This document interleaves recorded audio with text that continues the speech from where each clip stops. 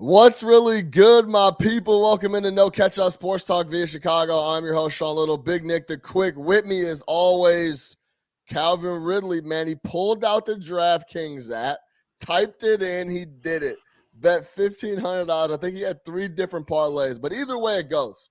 He bet money on the Atlanta Falcons and the NFL. You can't do that if you're a player in the NFL. He got the year suspension. He'll be out for next year. We're going to talk about that.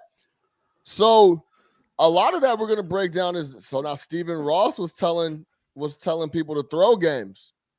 When is his punishment coming out? There's a lot of different things that we could talk about with this. Calvin really suspended for the full next year. Me and Nick to go break that down. Then we're moving to NBA. I put some futures bets in last night. I'm going to talk to Nick about that. I actually asked him. We talked about it. I'm going to give my thought process on my futures bets for the NBA. They're all NBA champion. So we're going to talk about that. Sixers played last night. They beat up the Bulls. We're going to talk MVP a little bit. And also, should LeBron James shut it down? Should he pack it in? Is what he's going through worth it right now? He was on the bench last night, incognito, eating popcorn. We'll break that down. And then he didn't bring the portable tumbler of wine. No, it was just popcorn last night. So we'll talk about that. And then I want to ask Nick about his favorite buzzer beaters. We know what's going on. March Madness is on the way. His favorite type of buzzer beater, a little different angle on the buzzer beater. No catch up. Stay locked with us. Now look at Mossy. Really? Oh, so that's how you're going to play it. You going to do this? Okay, fine. That's all I needed. That's all I needed for him to do that. And it became personal with me.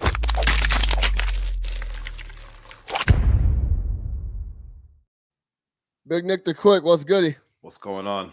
What's the good word? Man, I'm feeling great, man. How are you doing? I'm good, bro. Bro, we nice and early today, man. We early today. Wait, man. I think we gotta tell the people. I think we gotta tell the people what we did on Friday, man. What you mean? So we talk about it all the time, man. Your big thing is make sure you see everybody when you get a chance to. Oh, so yeah. we had to go to the UC and see Giannis. And man, your seats were a little better than mine, though. Seats were decent, a little bit closer. But man, it made me think about it. So I'm gonna go ahead and say this, man. Seen a lot of games, seen a lot of athletes, seen a lot of people in person. Giannis might be, and when we saw Bron a couple years ago, I said this, but I think Giannis might take it. Giannis might be the most physically impressive human being I think I've ever seen in an arena of play. Like legitimate 7 feet tall. Yeah. Legitimate biggest arms I've ever seen in my entire life. Like ridiculously cut, moves like a gazelle, freakishly athletic. Like I was going through it, like certain people, like through all the games that I've been to, like really stand out, right? Like, and I'm throwing Giannis in that list. Like for me, it was Giannis live the other day. Because again, like you just got to see him. Like TV doesn't do justice how large of a human being he is. But just like, again, just like physically just ridiculous. So I got Giannis. I'd be interested to hear what you got on this. I got Giannis. I got Bron when we saw him. Bron landed in the row right in front of us. As big as advertised, as physical as advertised. Almost landed in our lap. Yeah. Moves just like you think, like quick, fast. Like it's incredibly impressive. You add that to the fact that he was, 34, 35 when we saw him. LeBron is in a different category, right? Then I'm gonna go back a few years. I saw Rashard Mendenhall in high school. Best player I've ever seen in my entire life. Yeah, I played against Rashard Mendenhall. He was no joke. It's different. You know how like in high school, there's guys you come across and you're like, oh, that dude's league bound. Yeah, could have played. Rashard Mendenhall was league bound. 100%. That's it. I got him. No Sean Moreno came to ASU. Georgia was number 1 team in the country at the time. No Sean Moreno came to ASU, and he was unbelievable. I think that was the game where like he jumped in from the 9-yard line. It was just absurd. Famously jumped in and caught the pylon. Yeah. Didn't necessarily have the greatest NFL career, but I know coming into college, he was a highly touted recruit. He was absolutely ridiculous. And then the last one, and I know you would have. I don't think you got to see him in college, but this guy was a video game. Obviously, if you watched him on TV, it was a video game number wise, but in person, the fastest human being I have ever seen in my entire life. on any field was Reggie Bush. Yeah. Hands down. He might be the most impressive person I've ever seen just because it was The unfair. agility was different. Yeah, he was like 102 speed on Madden in college, and everybody else like an 88. So those are my top 5. But after seeing Giannis the other day, man, he's way up there because again, like he is a legitimate 7-foot solid, and I can't describe the size of his arm and just like what it looked like. Yeah, it just TV doesn't do it justice, man. Giannis is up there. I'll go a little different route. I won't say physically impressive, but like just looked different than everybody else. So Giannis is up there. He's just ridiculous, right? Yeah. And LeBron is up there. I've seen LeBron multiple times now. I saw LeBron drop a triple-double at the Garden. It's like a 35-point triple-double. It was a ridiculous performance. He was going crazy. And that's when he had first started doing the silencer. Yeah. So like he was doing that all the time. Like, so LeBron is crazy in person.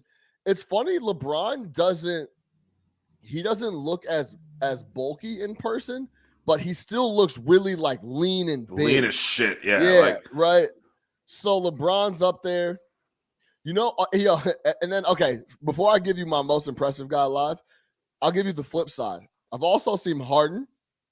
Looks like a regular cat, just tall. His arms are a little long. Yeah. But like it just proves how crazy, crafty, and smart, and how much he knows the game of basketball and what he could do. Because he is not like the physical dude where you're like, man, this dude should be. I don't know if he should be. I feel like Jokic would be that way too. Like I need to see Jokic live because I feel like he'd just be like, this dude has no business doing this. Yeah. Okay. So I will say this. I went to Madrid for Messi, Real Madrid, Barcelona. I saw Leo Messi. I saw Ronaldo, but I saw Leo Messi. And the first time I saw Leo on the ball, like he picked up the ball in the middle of the pitch and he was pushing forward, it looked completely different than everybody. It was just different. This dude with the ball right now, whoever this dude, and like I knew who it was, right? Yeah. But like I say, you didn't know who Messi was. You would have instantly you were just known. watching him for the first time, you'd be like, who is this dude on the ball? Because he just looked different. Looks he different. Was going in and out of people. He was doing his thing. So yeah, Cody P, what's up, baby? Jay, good morning, my That's G. like the Bill Simmons test. He's like, if you were to drop a bunch of aliens in a game, like who would stand out? You know what I'm saying? That don't know anything about the sport.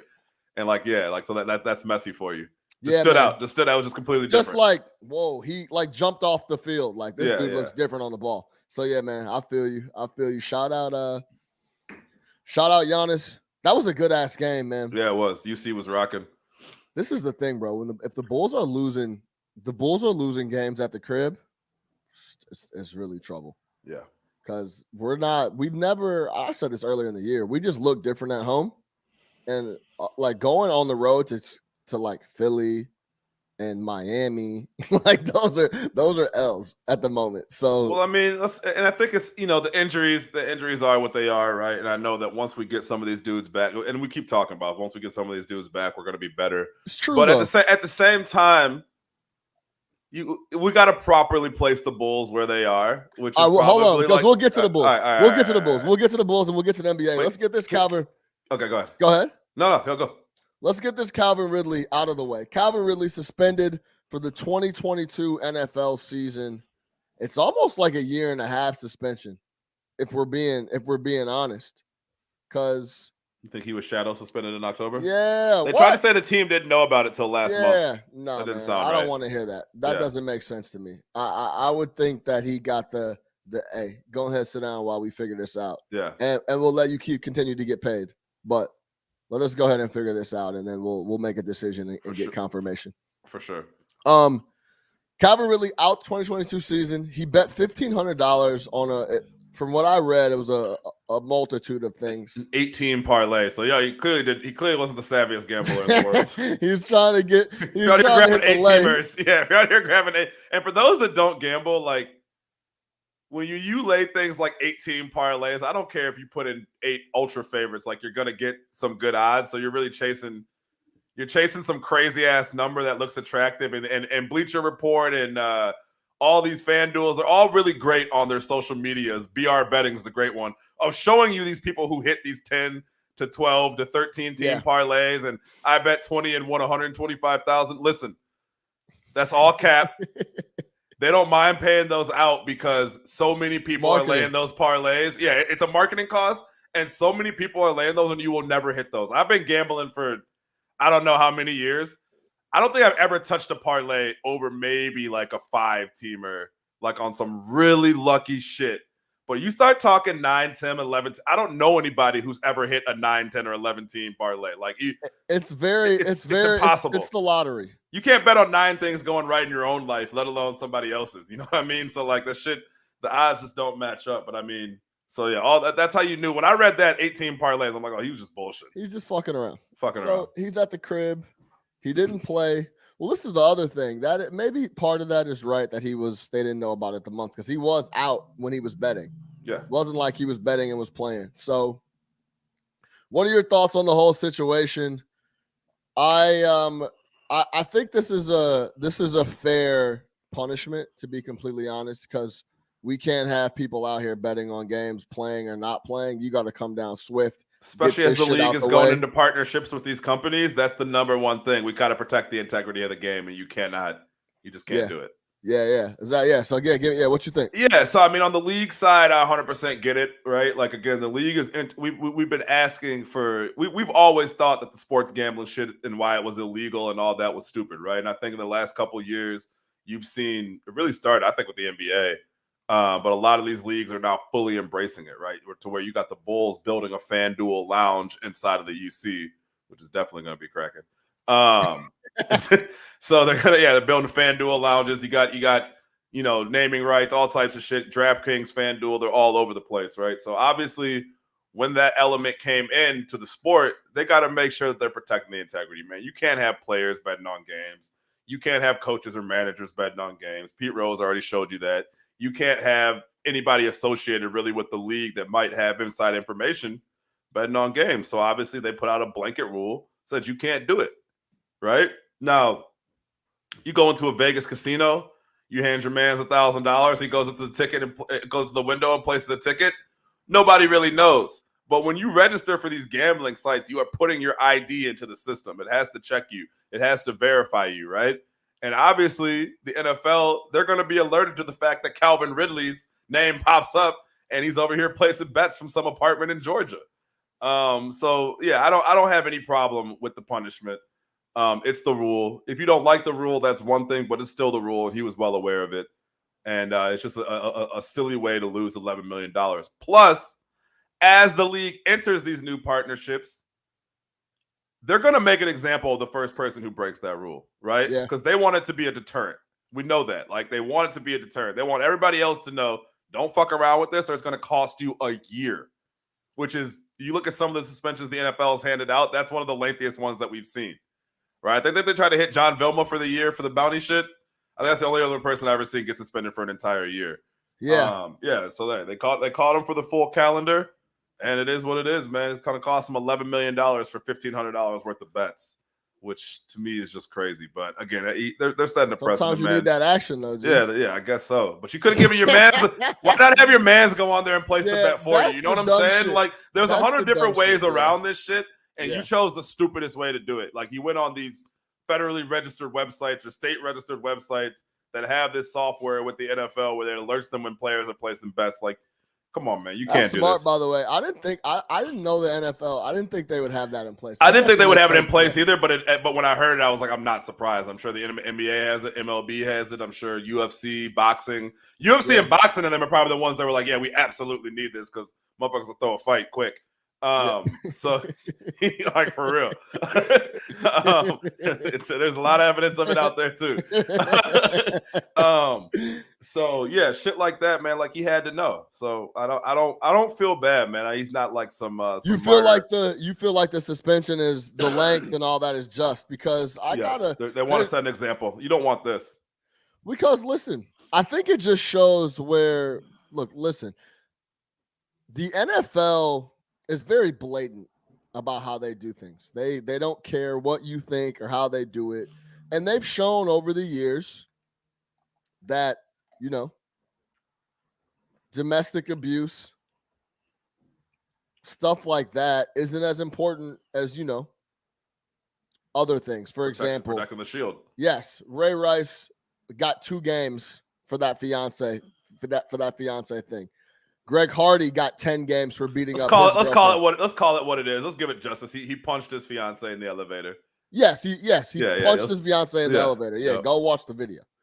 I ain't seen him since. I haven't seen him since either. But I haven't still, seen him since. Either way, Josh Gordon smoking weed. He's been out of the league for how long? Yeah, you know what? I saw that too. Josh Gordon smoking weed is really simplifying that situation. Now, Josh Gordon got suspended from the league like 15 different times. Yeah, but it was that guy. They kept saying, "Come on, man, come on back." Like come on. That's like Josh Hamilton. Like, come on, dog. But I think but wasn't his initial like the first suspension? I think it was more alcohol. I think a lot of it was alcohol related too. I think he was wilding. But it was still substance abuse. Like you're not betting on the okay. He was on that OJ Mayo. He was on it. What's my man from the old Kings PG? Oh, Tyreek Evans. He's on that Tyreek Evans. He just got reinstated. Shout out Tyreek Evans. Yeah, shout out to Evans, man. Hope he comes back. Get him a job, man. He's a bucket. Yeah, but I'll tell you this, man. Listen, you shouldn't be getting a whole season beating up your girlfriend. Shouldn't be a eighth of the suspension of betting on a game that you didn't play in. Absolutely. You shouldn't be doing either. But the penalty's a little drastic. But it's like you said, it's because all the money that we got coming in with these partnerships, we can't risk any of this stuff going on. So we gotta come down swift and quickly. And I'm sure the league was explicit and very, very clear about their rules on this particular matter. I think that one of the issues that's kind of dogged the NFL is kind of a lack of transparency with a lot of these rules. I don't think this is one where anybody, I think they were probably very crystal clear. Hey, if we catch y'all gambling, we will suspend you for the year. Yes. Sent the memo with a little NFL thing on top of it, comes through the fax machine, hits everybody email, whatever it is. Hey, this is the deal. If we catch y'all on here, and trust me, we will catch y'all. I mean, the NFL employs private investigators. They employ former FBI people. They have a whole team full of NFL security people whose main job it is to protect the shield. And this type of shit, that's what they don't want. Listen, they saw the Donaghy shit. The last thing you want is the Donaghy scandal happening in the NFL or anywhere else. You know how embarrassing that was for the NBA that you had a ref actively throwing games for the Mafia? And playoff series and shit, like he swung an entire playoff series. You know what I mean? So like, you don't want. You can't mess around with that. You can't mess around with that. You don't want that to be anywhere near because that will blow up everything you have with the gambling. Let's be honest. These DraftKings, these FanDuels, they're pouring heavy money into the organizations. Big dollars. Is a brand. It's very rare that you get a new industry to promote, right? Beer, food. All these people have been around forever. Those are long time partnerships, airlines, all that shit, right? Very rarely do you get a brand new, untapped, new market that you get to promote.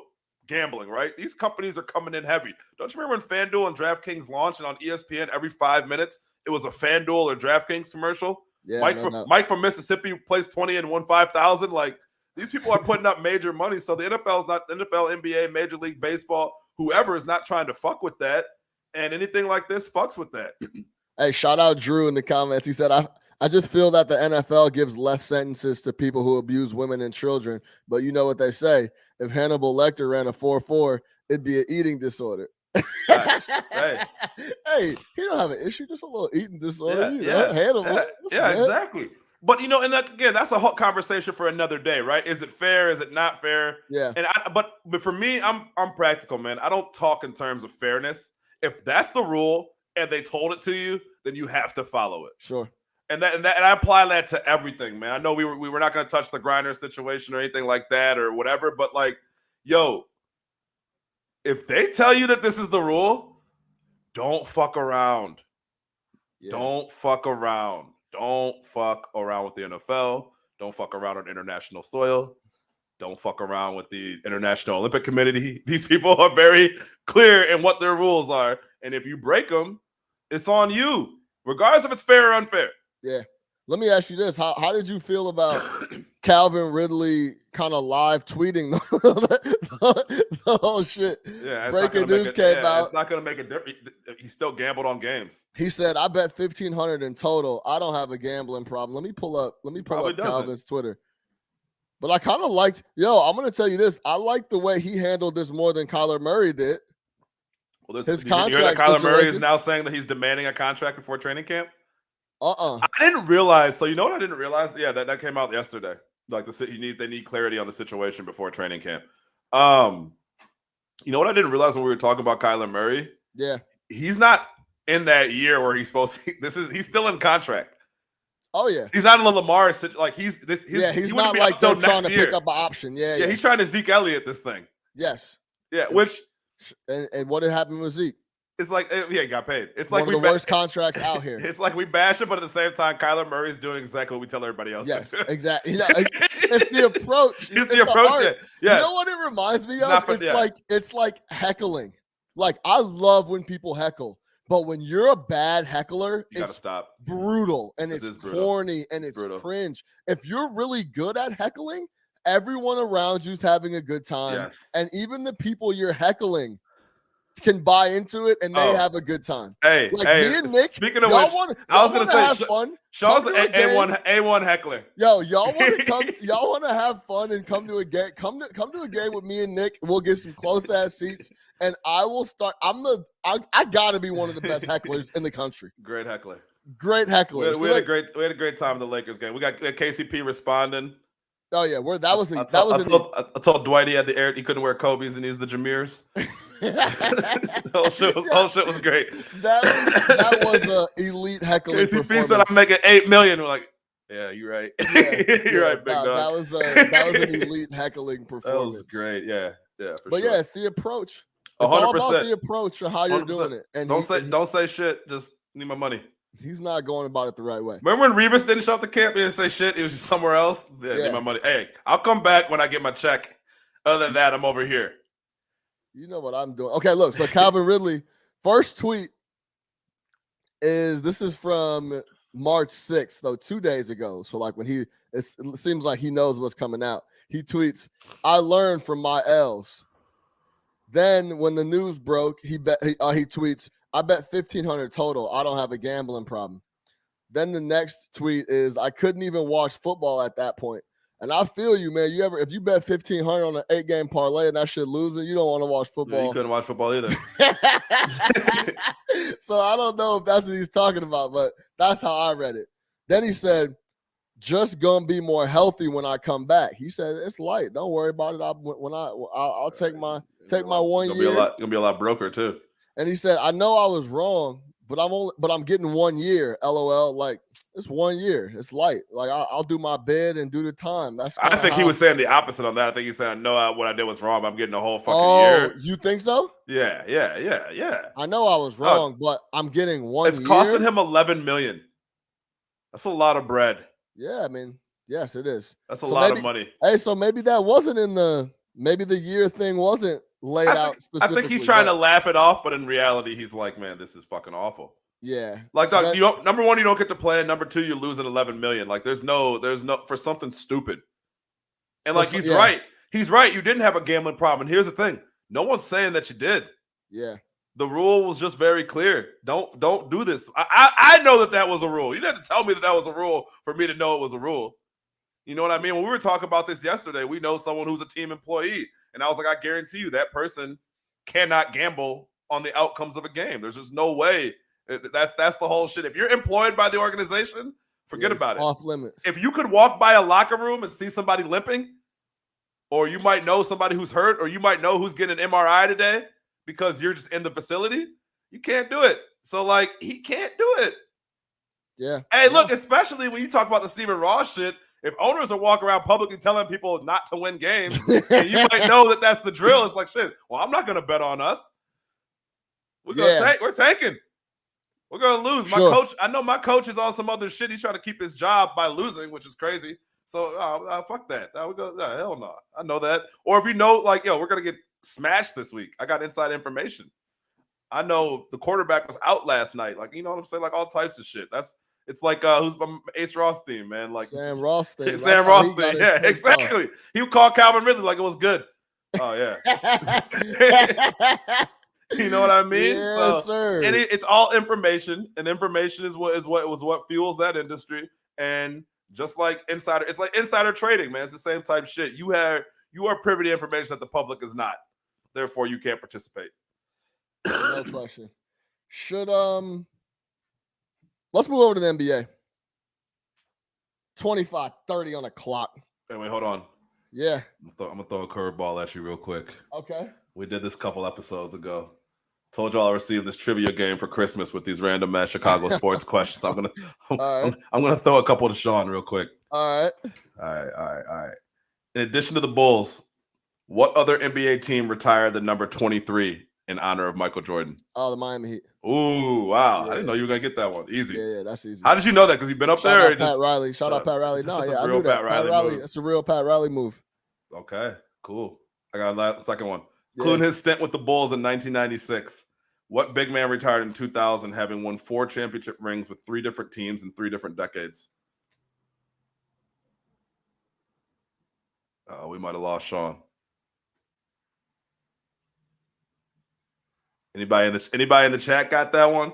Including his stint with the Bulls in 1996. What big man retired in 2000? Yo. Can you hear me? Yeah. Okay, I lost you. You're good. Start the second question over. Including his stint with the Bulls in 1996, what big man retired in 2000, having won 4 championship rings with 3 different teams in 3 different decades? He retired in what year? 2000. Great post NBA career for a role player. Everybody knows who he is. 3 different championship. What position did he play? He was like a 3. I think he was a wing, 3-4. 3 different decades he won a championship? 4 championship rings with 3 different teams in 3 different decades. So I think his 2000 ring was with the Lakers. I'll give you that.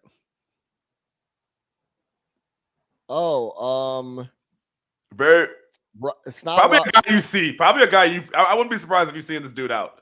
It's not. I know he's out. Man, my first inclination was to say Robert Horry, but I don't think that's right. No, Robert Horry. Played the 3. I don't think Robert Horry played in the 80s. Yeah, I don't think so either. He 3-4. Very great. And he won a championship on the Lakers in 2000 with Bean in them. Yeah, and I want to say in the 80s he won a championship with the Pistons. I don't know he got in the 90s. That was you gave it away. John Sally. Yeah. Shout out John Sally. Shout out John Sally. After you told me Pistons, it was Pistons. Yeah. Shout out John Sally. Elite post career life. Just everybody loves John. Everybody loves John Sally. John Sally can show up anywhere. That's John Sally. Great. Yeah. All right, I got 2 more for you later. Yeah. Okay. Cool. All right. Let's move over to the NBA. I don't know. Hey, shout out our boy Jay, man. He had it. John Sally. Yeah. Shout out Xfinity for my internet going down right there. Yeah, what's going on, man? That shit was just dipped on me. Hey, talk about folks that really got a stranglehold on the game. Xfinity can do whatever the fuck they want because they got the best internet. They got and they be fucking around. And if your bill's due on the 21st, don't pay that motherfucker on the 22nd because they will shut you off and charge you $48. Shout out Xfinity. They do got the best service though. I can't hold you. Close, yeah. I can't hold you. So all right, let's move over to the NBA, man. I put in some futures bets. And I want your opinion on this quick. This is what I was thinking, man. So I had some futures bets I had some free bets that I racked up from. I've been playing pretty heavy the last couple weeks, so I had some free bets that I had to play, and I had 4 of them. I initially had 6, but I used some on UFC this past weekend. Shout out Covington and Kevin Holland. They took care of business. You used a free bet on Kobe Covington? Yeah, I had him and Holland. On a parlay. Okay. Yeah. So I had 4 left. And I hit quick, And I wanted to use the free bets to bet an NBA champion because the odds are so even right now. Like you could get plus 400 on like the Suns are right now are favored. I think on FanDuel they're plus 425, and that's the lowest odds on the board. So if you could take it 380 at DraftKings. Okay, DraftKings 380, but they're in the fours a lot of other places. So if you take the top four, you still got a good payout. And I was like, okay, well let me do the free bets, and then I could just kind of hedge my way as we get towards the NBA Finals, right? Yep. So this is what I did. I took the Suns to win the title. That's an obvious one. And then I went all the other three free bets. I went all East because I truly believe the only team coming out of the West is the Phoenix Suns. I just think they're the best team. I think they're ready to go back to back to try to get a back to back Western Conference champs to try to get another shot at the title. Me too, which is why I think the Warriors still at plus 450 is absolutely insane because it's like you haven't watched them play the last 2 weeks. Yeah, I think that number's too high. They gave up 230 points to the Nuggets last night. They're missing Draymond, and then I get it, but like I still don't think they're awful without Draymond. I still don't think they can beat the Suns. Neither do I. Yeah. So I just took Phoenix because that's the only team I think that can come out of the West. Then I took Philly. I took the Nets. And I took the Bucks. So nothing crazy. Oh, you ended up taking the Nets? I took the Nets, yeah. I had to. I got plus 7. Yo, so you're on DraftKings, right? Yeah. The Nets on DraftKings, I believe, are plus 4 something. Plus 475. On PointsBet, plus 700. Oh, that's kind of crazy. Yeah, I see it. So I was like, all right, because okay, so let me a little more explain it. I had 2 on PointsBet, 2 on DraftKings. So I took Phoenix. What do you think? So knowing what you know, what would cause two books to have that big of a gap in championship odds? Yeah. If you're all really following the same money, right? I mean, it might just be an exposure thing. Okay. Like people on draft, there's a lot. DraftKings is holding themselves. They did that. A lot of Brooklyn futures tickets. Got you. So they don't. If you want y'all want to keep adding on Brooklyn, y'all gonna have to. This is the lower blind. In other words, they're like, hey, we don't want any more Nets money. Take that shit somewhere else. DraftKings, yeah. Yeah, we don't want any more Nets money. Yeah. Or it's a little bit of both. And partly they think that they got a little bit of a better shot. But yeah, they don't want too much more Nets money. Go take that shit somewhere else. So where you can get a better price because we're too exposed. Yeah, we're good. Yeah, we're good. Got you. So that's what I did. And I'm thinking as long as Phoenix gets out of the West, because my initial thought was, man, I don't want to bet. Yeah, Cody just said FanDuel has them at plus 600, so that must be a DraftKings issue. Yeah, so like I don't want to bet 3 teams in the East because then I'm just like betting against myself. But I figured if I take 3 teams in the East, I think it's those 3 teams that are going to get to the finals. One of those 3. I think Miami has a shot, but I don't think they can get there. Oh man, that's what we said before. That coaching is so. The coaching is elite. The coaching is so rock solid. So I was thinking, I bet those 3 teams in the East, they push it to the finals, and then I can hedge my way out if I need to. So that brings me to this. Where are you at on the MVP? And there's so much parity in the league right now. Give me your thoughts. Yeah, so I took the Bucks. I had a couple free bets too. So I took the Bucks plus 800, and I got Phoenix plus 380. And I'll probably 10-1 on Miami is just almost too good for me not to get involved. Yeah. Just because it's like, can I close my eyes and see a scenario in which the Miami Heat win a championship? Yeah, I could, right? Because, again, after that Toronto year, all bets are off, man. A couple things go right. A couple guys get hot. A couple coaching matchups that are in your favor. You're there. You know what I mean? And especially with, again, we're looking at a lot of injury scenarios out east. You don't know what the deal is with Brooklyn. Philly looks great right now, but they're still figuring things out. I don't know if they are, bro. But they look really good. Yeah. Boston is look. I don't care how well Boston is playing. They are still figuring things out. They look sensational. They look really good. And James Harden, it was funny, man. Like, so I took that James Harden over 2.5 threes last night, and I'm like, that's easy. Watching him play last night, he is really out there running point. He is not looking for his own shot at all. he was giving up the rock at every turn. Every time he could. He's just moving the ball. And it's funny, man. We've been watching Philly the last couple of years, and what have we said? They need an elite point guard. Like, James Harden is it. The thing with Simmons is you didn't have to respect Simmons' jump, obviously, to respect his jump shot so you could guard him a little different. You still got to guard James Harden out there, right? Like, he will pull it, but man, just watching him yesterday, everything was about getting rid of the ball quickly. It's about that pick and roll that they were running. It's about, just finding the open man. Maxey is out here playing his ass off. James Harden is completely opened up the game for him. Tobias Harris is still extremely sus, but he's there. And they just know what they want. And Joel Embiid is different. Listen, man, different. He's now doing the Chris Paul rip through as a big. He does things as a big. He's doing the Harden might have taught him that. He's doing the rip through. The rip through. He's doing the rip through when he knows that they're in the bonus. Yeah. He's like, all right, I can't really get a shooting foul here typically, but I'm gonna rip through because we're in the bonus and I'm gonna get free throws here. He's a dog. He's different. Dude, last night he grabbed a rebound, and that's why I put in the group chat. As any other big doing what he did, he grabbed a rebound and just put his head down and went straight to the basket. And like, yeah, Jokic is doing that, but Jokic is also looking to get a pretty pass. Joel was like fucking Giannis out there. It's like, no, I'm just pulling it down and I'm going. And like, you can't stop it. He's playing at a different level. The mental shit is there too, with shit like the rip through. He knows he can get to the line whenever he wants. And it's not like other bigs where he shoots like 60, 70%. He's like an 85% free throw shooter. He was getting the line at will last night. He got the Bulls bigs in foul trouble in the first 5 minutes of the game. And like, that's knowing, okay, they got no Vooch, Tristan Thompson small for me. I'm going to get these guys in foul trouble. Then I literally dominate the game.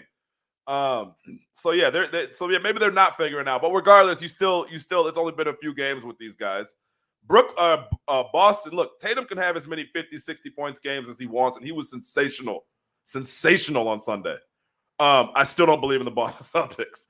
So I think when it comes down to it, man, yeah, it's Milwaukee and Phoenix are obviously my favorites, but can I see a world in which Miami makes it? Absolutely. You know what I mean? Can I see a world in which Philly makes it? For sure. I don't see anything else out west other than the Suns. But with the East, yeah, I just think that 10-1 to Miami is too tasty to not grab. On a free bet, especially. Because if that pays off, you're good. It takes care of everything else you put money on. Right. So we'll see. And then I thought, and then my other thought was, let me get those three teams in the East because one of them will get there, and then I can hedge on the other, and then I could just bet whatever team. Say Phoenix doesn't get there, then I could just bet another team in the West and keep it like that. So that'll be fun, man. Something to, if y'all are into betting, look at that, man, because I can't remember the last time I looked at an NBA championship this late in the season, the odds, and they were this even. Yeah. You're getting 4-1 and that's the favorite. Yeah. 4.3, 4.4 to 1, and that's the favorite. Means they have no idea what's going on out there. Exactly. So go out. Yeah, it's a good year to sprinkle some money around and kind of see what happens. Sprinkle on 3 or 4 different squads and see what happens with that. It's almost like, so I don't have to do the math, but depending on what you bet. Yeah, if your favorite is 4-1, I mean, depending on what you bet, you're almost guaranteed. It's a close lock to get paid. For example, if you said Phoenix was plus 440 or something, Phoenix is like right plus 430 on FanDuel or a lot of other places. I need to get off this week as DraftKings. So if you take one of those, you take the top 4 teams, you're guaranteeing yourself a profit if one of those 4 teams wins. So if you bet 100 on all 4 of those, no matter what happens, if one of those 4 teams wins, you guarantee yourself a profit. Which is the name of the game. So that's interesting. Take a look at that, have fun with it, and it'll make the playoff run a lot more enjoyable. So what about these MVP odds? I think Embiid is the MVP, man. I think, and the only reason I think that is look at the odds. MVP is -1. Embiid is minus. The only person minus money on the board. Jokic is creeping up crazy though. Well, dog, he's putting up one of the best PERs ever again. His on-off numbers are absolutely ridiculous. His on-off numbers are crazy. I think they're the best offense in the league when he plays and the worst when he doesn't. It's something like that. I think it's going to come down to one of those things where both numbers will be pretty similar and how big of an impact they have. But Philly's record will be better team, yeah. And he got it last year. It'll be tight, but I think Embiid gets it. But I'm gonna tell you this, man. And going back to James for a quick second, there was a couple sequences. If you watched the Bulls Sixers last night, where he went to Niang 3-4 times in a row. Mm-hmm. Like had open looks and like was like forcing it to Niang, like shoot it, bro. Like y'all stop fucking around. Niang is and your type shoot of guy, left. right? Like you love Niang. I got no, Niang- your type of player. Niang is your type of guy. I don't love Niang. I mean, everyone talks about it's always like every time he catches the ball that someone mentions how he's a 40% 3-point shooter, but he's getting all his I don't does he ever take any contested shots? Play your role. Like he's catching and shooting. Niang's a solid. Like don't leave him open, no question. But if you got in Niang's face, he's locked up. I thought Niang was I thought Niang was like a Bertans type Sean guy. Nah, Bertans used to have that strap where he was like pulling up on people like two dribble pull up. Like Niang's not doing none of that. Who's your new? I know like Sean. Your legacy guys are like Reggie Bullock. I know your Reggie Bullock is your man. Hey, if y'all don't know, Sean loves Reggie Bullock. That's Bullock his man. strap. He is always hitting threes, though. Whenever I watch Reggie Bullock play, that Dallas team is fun now. Their team is really fun. Dinwiddie is hooping. That team is really fun. What a trade. Maybe that's why we're not GMs, because I thought that was a bad move, but it looks really, really good right now. I had no problem getting off of Porzingis, and you did take quote unquote bad money in Bertans and Dinwiddie, but it turned up being good money. So yeah. Maybe Washington's just a shitty situation. Well, again, Bradley Beal escapes a lot of criticism because he doesn't say anything, and he seems like a likable guy. We talk about this all the time. He's just collecting checks and scoring 35 a night. The other day I read like Bradley Beal expected to sign his max extension with the Wizards. I was like, yeah, no shit. Yeah, he's just gonna chill. He's fine. He's punted on the rings. He's like, yeah, he's fine. I'm just gonna be rich. And don't forget. Anytime you get the super max extension, you sign it, because then the next year you just say, I want to get out of here. I want to get out of here. Yeah. I need to leave. And then you get to keep all your money too. So he seems like he likes it over there, but maybe it's for that. He just wants to get that deal. He's not rocking the boat. Yeah, exactly. Like, let me shut my mouth and sign this. Back to the MVP real quick. I do think so. Like, a lot of this shit is narrative based too. And it was very tight between Jokic and Embiid last year. And Jokic edged him out. I think Joel Embiid was the MVP coming into the year, and he would have had to do something to lose it. Yeah, and he hasn't done anything to lose it. Like, if you really want to like talk about the award, Jokic is the MVP of the league. If you take him, I don't know how Denver's even good right now. If you take him off that team, it's shit. There's no Michael Porter Jr. There's no Jamal Crawford. He's creating everything. He had 35, 16, and 12 last night. The other night he had 46, 18, and something. Like, he's playing at a ridiculous level and really keeping that team afloat. But I think that the narrative is on Embiid's side. People are like, yo, you got it. He has to win one, and this is the year that Embiid is going to win it. So I think that's why you're seeing that minus 120 like that. I think that's probably when you see it like that. Would you take that right now? No. Even money? No. Why not? How many games are left, bro? 12? Like 15, maybe. 15? 15, 20. You wouldn't take that with 15 left? No, because there's not 20 left. There was 20 2 weeks Let's ago. just say he gets hurt. Or like he misses some games, then all of a sudden, and Jokic goes on a crazy tear. It goes to Jokic because this thing is kind of, but he has to lose it. Put it that way. You know what I mean? Like it's he got a Tom Brady it. He's got a Tom Brady it. Yeah. I still can't believe that shit. The Brady didn't get MVP. You were very leveraged, right? Yeah, I hedged it out though. shout out Eli, man. He helped me out on a Rodgers MVP. Oh yeah. I didn't have access to FanDuel, and FanDuel had like Rodgers at plus 220, so I just hedged right away. Right after that game, I hedged, and then so I was good. I got out of there with a small loss, but yeah, I was exposed for a second. For sure. I was exposed for a second, but yeah, I'm really excited for the rest of the NBA season to finish up. I'm ready for the playoffs, man. Me too. I'm ready to see Memphis. I'm ready to see Dallas all of a sudden. They just slow the game down now and just grind you to a pulp. This guy, Luka Doncic, just grinds you out every possession. When they have if they're up 6 points in the fourth quarter, Luka comes down and isos every play. Yeah. And they just grind you out the rest of the game. And they play D now. And you know what? You got to get credit where credit's due. J Kidd. Hey. And J Kidd, people sleep, and he doesn't get mentioned enough. It was about 5 or 6 years ago when J Kidd did something that changed the game. He put the fucking ball in Giannis's hand. Remember when J Kidd was like, no, this guy's a point guard? And everybody was like, what? It's like, no, he's a point guard. And J Kidd had him running point, which completely unlocked his game and helped him turn into like this hybrid perimeter big man that he is now, and this just unstoppable force. Like, yo, that was J Kidd. That was like, what are we doing with this guy? He's not some slasher and, you know, all that. Like, give him the ball. This dude has elite ball handling skills. You can run offense through him. He's got vision. He can pass. That was J Kidd. So now J Kidd gets his hands on Luka. He's like, wait. What are we doing here? This is what it should look like.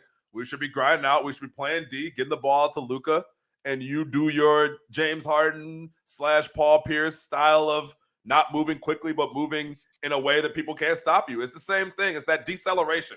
Harden was a master at it. Pierce was a master at it. There's these guys who can't jump out the gym, probably can't jump over a stack of phone books, aren't particularly quick. Well, they're quick, but aren't fast. And they just lull you to sleep over 4 quarters. And next thing you know, they got 40 and 12, and you're taking an L. And Lucas kind of realized that. It's the same type thing. Harden was the master at it. There was a whole like video thing about Harden's deceleration where like everybody else is trying to go fast and he goes slow. He's slowing up. And you can't do anything about it. You know, and the ball placement. He was always holding the ball out somewhere where, combined with the deceleration, that you were raking his arms and he was living at the line. Living at the line. Yeah. And he got it. It was a cheat code. I really like Philly, man. I do too. I know you do. Yeah, I know. It looks good. They look impressive as fuck to me. And Embiid,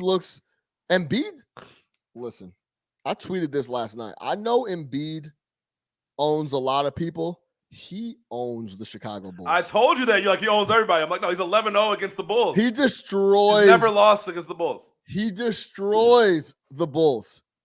And particularly easily. Doesn't have any trouble. Easy last night. Yeah. And they went over and over. How many? I bet you I don't have the box score in front of me. I bet you he played 35 minutes. Yeah. And it was just relentless. Every time he was on the floor, he was getting the ball and going at Tristan. I think DraftKings had him at over 35 points for like plus 170 or 180 last night. And I was like, man, I should take this because he owns the Bulls. I'm like, no, that's just too many points with Harden there. And it's like they got like 35 by the third quarter. Yeah, but Harden, because I had a same game parlay that hit. And part of the parlay was Harden over 15 plus points. And he scored 6 in the first like 3 or 4 minutes. And then, like we were just talking about, he scored 9 the rest of the night. He controlled the tempo. He was just looking. But he was brilliant. Yes. I mean, I think he had a triple-double, or it was close. If he didn't have a triple-double, he had like 14 dimes. Pull up the box real quick. Yeah, I'm pulling up but right now. James was just, they were toying with us, man. And we were taking difficult shots. 16, 8, and 14. Yeah. Easy night. Yeah, 14 dimes, 8 boards. Only took 15 shots. He shot it terrible last night. He shot it terribly. He was like 4 or 15 or some shit. But 5 or 15. Maybe and that's okay. I'm shooting it. Let me get it to Niang. Let me get it to your boy Thibault. We said it, man. He's the best. You know, Chris Paul's like, you take Chris Paul out of this conversation, but he's the best point guard in the league. That's it. As far as when he wants to sit up there and their offense looked beautiful last night. No one was stopping them. We tried to blitz them a little bit in the second half, and it confused him. But once he figured that out, which he's gonna do, it is what it is. You see him running the stairs after the game? Oh, he was running the stairs at the arena after the game. This guy's different, man. Elite level checkout guy, elite level check-in guy. Right? Yeah, like if he's bought in, you're getting 100% of James Harden. If he's out there with little baby in Paris and like whatever. I might be there. You know what I'm saying? Like, yeah, it's true. All right, we'll close out the NBA there. Stay tuned on those future bets, and let's see what happens with Phoenix, Philly. Oh no, hold on, we're not done yet. I got a question. Should LeBron James lock it in, pack it in? It's over. Yeah, I think you should just take the rest of the year off. Retire. I'm saying if I'm Bron, I might be walking away. Take the rest of the year off. Kick it. Re-up for next year. Yeah. Why not? What is it? Yeah.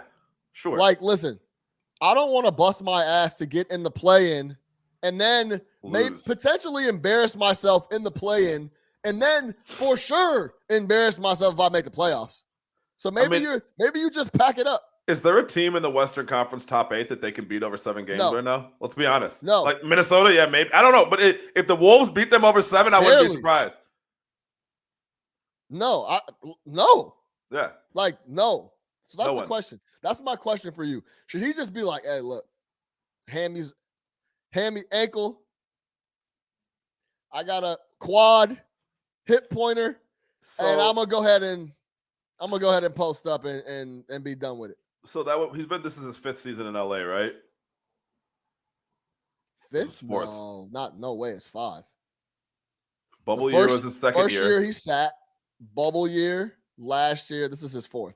Okay, so yeah, you just said it. First year he sat. So he will have, if he does that, LeBron will have shut it down in 2 out of 4 years at the Lakers when shit wasn't going right. So I mean, we got guys like who's our boy? Zach Woods. Yeah. that guy is Yeah. elite LeBron hater. Hates LeBron. Hates him.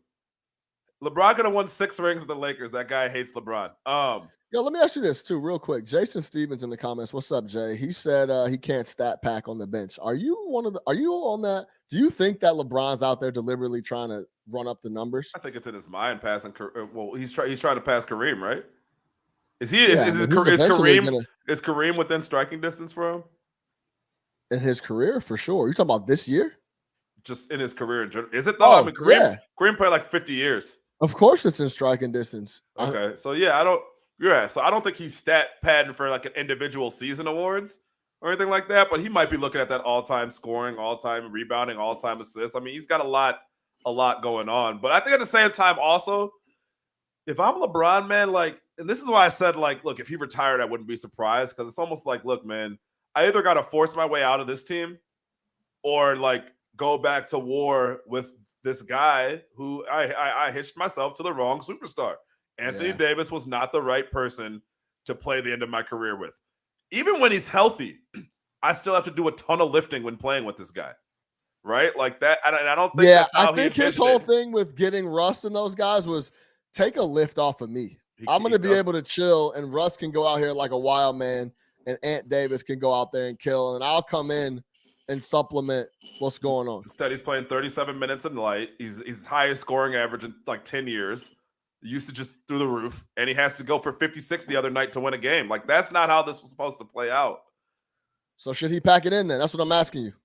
No, I think he should finish out the year, because I think that they still have a chance. Packing it in right now when they still have a chance to make the playoffs would be a bad look.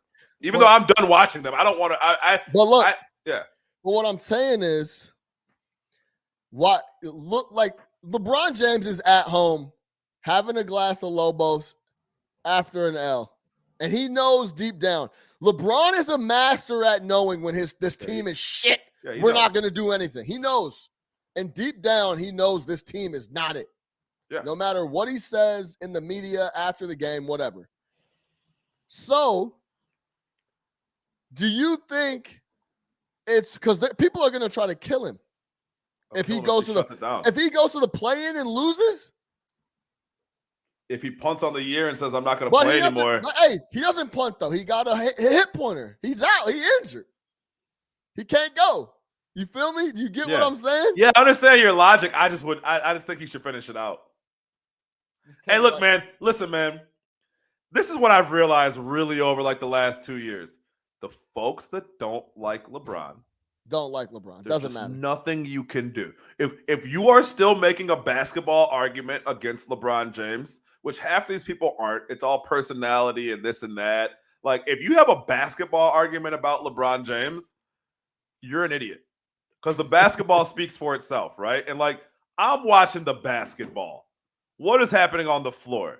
And if your synopsis after watching LeBron James the past 20 years is he's the second or third or fourth greatest basketball player you've ever seen, then you're just a fucking idiot. You don't watch hoops right. You don't understand it. It's personal for you. So with these folks, it's too personal already. It doesn't matter. He could come back and they could win a championship this year, and folks are gonna be like, well, yeah, but they were the 8th seed all year. You know, like, come on, man. Yeah. Like, it doesn't matter. It's personal. So if I'm him, I'm not even thinking about that. But to play devil's advocate for the legacy.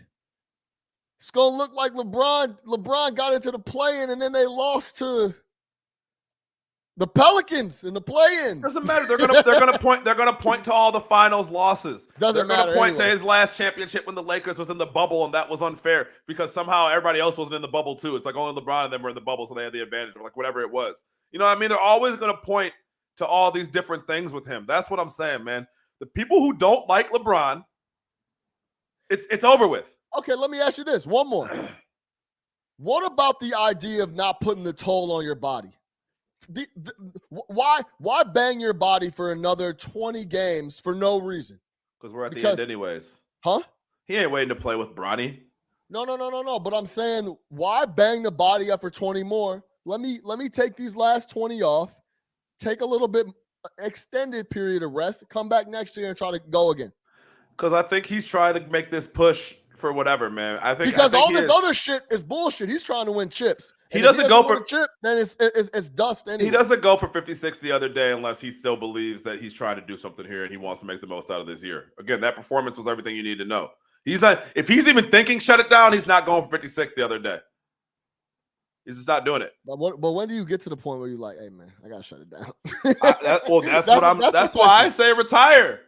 If I'm LeBron, I'm not even bullshitting you. I'm retiring. I'm doing the Vontae. It's a young man's game out here. I'm good. I'm good. I'm good. I would, because I just don't. I think it would be shittier for his legacy to try to force his way out of LA, which is ultimately what he has to do to compete for another championship. Like, I don't think there's the Lakers team right now, like, they don't have any moves to make either. It's like normally he has guys he can trade. If I'm the Lakers, there's no chance in hell I'm trading, what was that 2025 first-round pick? LeBron showed you he's not worried about what people are thinking about him moving out and forcing his way out of spots. Yeah, okay. He showed you he don't care about that. So if that's what he's going to do, then that's what he has to do this offseason, because I think the really thing is just to be done with the Lakers. This is a bad situation. The team is trash. Hey, listen, Russ has a player option for $45 million next year. He accepted that in 2018. It was like the Otto Porter opt-in, auto opt. Hey, submit. You know what I'm saying?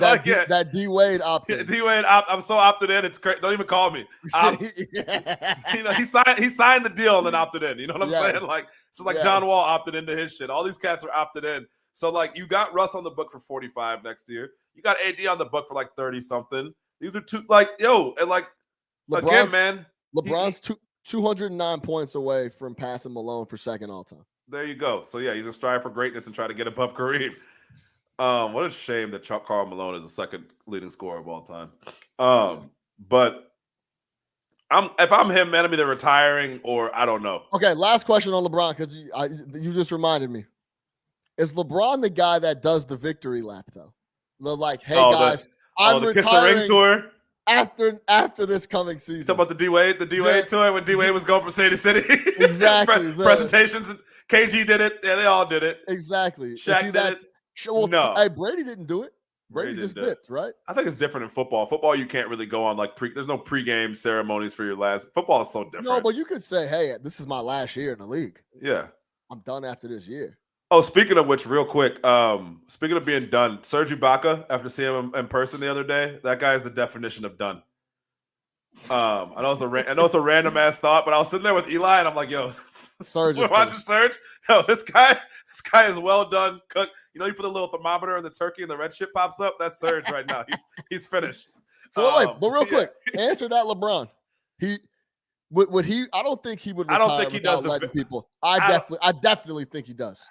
He is a bit self-absorbed. He'll definitely be like, yeah, I'm strive for greatness tour. I need the mic before all the games. Well, from what I understand, he's had a film crew filming around the last few years for his Last Dance type thing. So I don't know. I don't know what he'll do, man. Yeah, it's not like him to. Everything with him is kind of a production, so it's not like him to kind of like fade off to the sunset. Yeah, no. But at the same time, I don't know, man. I don't think he does that. I think he actually will just retire when it's time. Okay, we'll leave it there. I don't think he'll tell you at the beginning of the year. I'll put it that way. I think you'll start to hear the rumblings of it. Point. Yeah. Like, either way, go see LeBron if you haven't seen him, man. He ain't got much time. Go do it. Much time to go see Bron. All right, let's close the show here. It's March Madness. It's on the way. Conference tournaments going on right now. Crazy buzzer beater last night in the Chattanooga game. They got a W. I'm going to play that. I wanted to ask Nick, what is his favorite type of buzzer beater? Is it ISO, clock running down, step back? Is it inbound? Somebody's running up the floor, half court jumper, runner, That goes in. Is it a set play off a pin down? What is it? Here's the ridiculous three from Chattanooga last night. And if you're just listening, this is he caught an inbound 2 steps inside half and knocked it down. Jennifer. They're looking to the south. They want a timeout. They're going to let him play. Jean-Baptiste with one. Heaves it for the win. Oh! Chattanooga!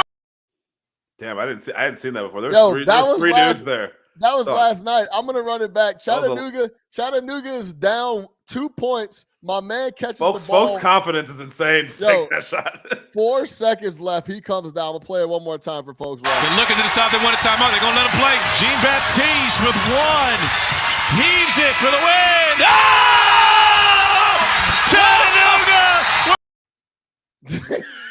That's such an insane shot. That was wild. Okay, I got one more. This is we going to women's hoops. This is a girl from Navy. She hit a turnaround fall away jumper in the corner. Jennifer Coleman on the low block. You know she'll be moving. Coleman for the win. Baked it in. Navy wins. The Mids take down the 1 seed in the Patriot League Women's Basketball Championship. Threw it off the top of the square. I've actually never seen anyone hit a shot like that. She was fading out of bounds and threw it off the backboard. So that brings me to this. Big Nick the Quick. What is your favorite type of buzzer beater? Off the inbounds. Off the inbounds, running down, clock running out. Because there's so many different things. You got the coach versus coach strategy, right? Yeah. Yep. You got the player who you draw it up for, knowing that like, oh, this is my time, right? Like he's coming out the huddle, knowing like, hey, this is me. Oh, so okay. Like the D Rose buzzer beater, like the D Rose against hold on, Cleveland but buzzer beater. let me clarify. So are you talking about on the side out? Yeah, off the timeout, like the D Rose buzzer beater against Cleveland. The Chattanooga joint is they're coming off a bucket, no timeout, inbound, run and go, make something happen. I'm talking about that strategy of coming off the side. Okay. Yep. Coach, your coach is drawing up defense. My coach is drawing up offense, and there's someone who knows he's going to get that ball. That's my favorite type. Just like the Derek Fisher one with the 0.7 seconds left. That was off the side inbound, right? No, that's baseline, didn't they? Didn't they throw that from the? I thought that came off because they had 0.6 left and they had to get a no, shot. Yeah, you're right. Possible. It came from the sideline. Yeah, it came from the side. Yeah. And just like the D Rose versus Cleveland one, where you draw up the play. I think who was that? Boozer that set the screen for him, and D Rose came off. We were watching that. Yeah. In Austin. So like those type are my favorite. And I'll throw honorary mention. You know what my favorite is? Tua. That's my favorite fucking buzzer beater ever. Tua in the national championship is my favorite buzzer beater ever. I don't give a fuck if there's no buzzer. The Tua walk-off to Devontae Smith is the greatest buzzer beater ever if we really want to talk about it. To win a title. Yeah, to win a title, yeah, that's the greatest walk-off ever. But yeah, there's something off the sidelines like that because, again, I think it's just like a lot of like – and it's not taking anything away from like what we just saw. A lot of that shit is like kind of helter-skelter. You know what I mean? It's just like a lot of luck. It's a lot of luck, but – when you're doing it off that inbound off the side, right? Like in the half court, it's like, yo, it's strategy. It's like we gotta set up this after timeout play, whatever, like perfectly. Whereas the defense knows you only got 2 seconds to get a shot off. So whoever has the ball more likely than not is gonna shoot it, and you still hit it over them. Like, yeah, I love that. Okay, I'm gonna tell you my favorite. My favorite is when the big dog on the squad gets to rock. 8 seconds, 9 seconds, and he's calling for a clear out. D Rose versus Brandon Jennings. D Rose versus Brandon Jennings. Luka versus Pat Bev. Austin Rivers versus North Carolina. Clear out. I'm gonna go to work and I'm gonna pull up and hit a jumper. More times than not, a deep ass jump shot in somebody's face, and then we out of here. We off and running. Dame Lillard.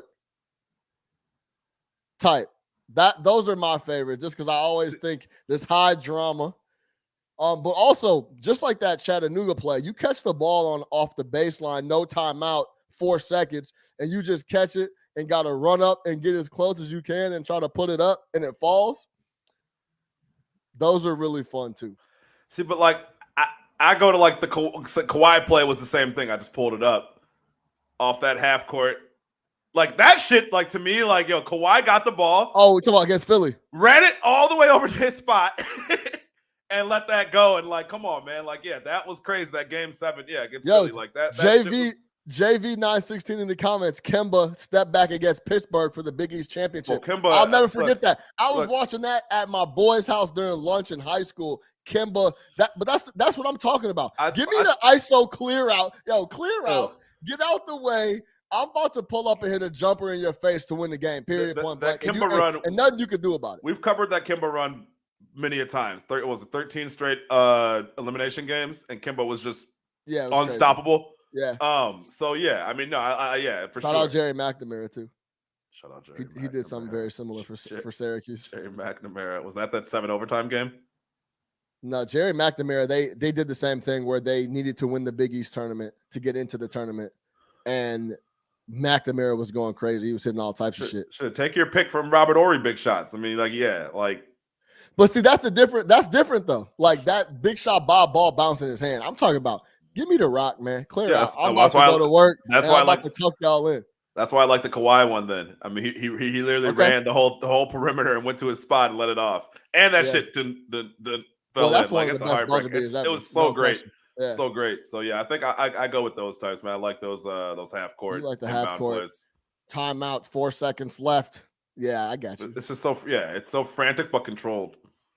Fucks with it. See, but I like the clear out, like Jordan against Utah. Get out the way, man. Game 1 of the finals. I'm coming. I'm dribbling down. You know what's gonna happen. You better, and nothing you could do about it. Here's a 2 dribble, 3 dribble crossover pull up. Yeah. Game over. I'll see y'all tomorrow. So, all right, that's it for us, man. No catch up sports talk. Whoa. Oh, you got 2 more trivia. 2 more for you. Quick with the trivia. And it's funny we brought up UConn because I got a UConn question.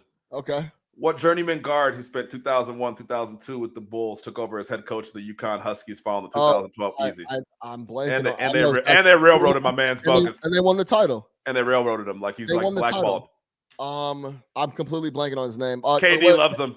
Kevin, no. It starts with a K, doesn't it? Yeah, you're right.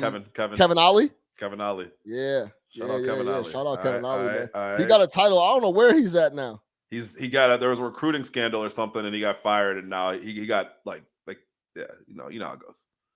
He wasn't the right complexion. Is he coaching? No, I don't think so. I think he's like he got a national title. He's at the crib. Yeah, he might be at the crib. Huh. I think he might be too black. Kevin Ollie. Shout out Kevin Ollie for sure, man. Remember he used to play on those Sixers squads with AI.